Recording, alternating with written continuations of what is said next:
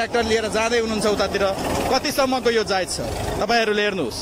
दर्शकबिन नमस्कार, अहिले हामी देवानगञ्ज गाउँपालिका वडा नम्बर 1 मा छौं र यो बाटो भनेको तपाईलाई पूर्व गाउँपालिका अध्यक्ष लालीप्रसाद मेहताको घरको अगाडिबाट जाने बाटो हो र यहाँ तपाईहरुले हेर्न सक्नुहुन्छ कस्तो तरिकाले बीच बाटोमा पछाडीतिर यहाँ मकै दनी गरिराखेको छ र पुरै बाटोलाई अवरोध गरेको छ।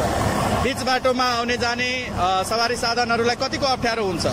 एक त किसानको यहाँ तपाईहरुले समस्या बेग्लै छ, बाटोमा मकै सुकाउँछ, मकै गर्छ, हरेक थोक गर्छ, तर यसरी पुरा बाटो अवरोध गरेर जुन यो मकै दनी गरिराखेको छ यो कतिसम्मको जायज छ, यसको लागि हामीले सम्बन्धित निकायको ध्यानाकर्षण गराउन चाहन्छौँ र यो भनेको किसानको एउटा आतंक पनि हो।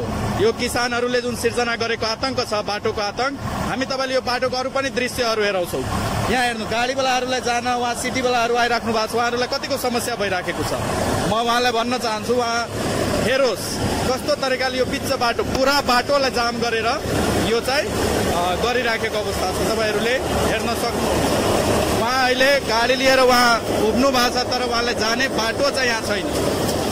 यहाँ हेर्नु गरिएको छ र यो यहाँको मात्रै समस्या होइन, हरेक ठाउँको बाटोहरूको समस्या यस्तै छ।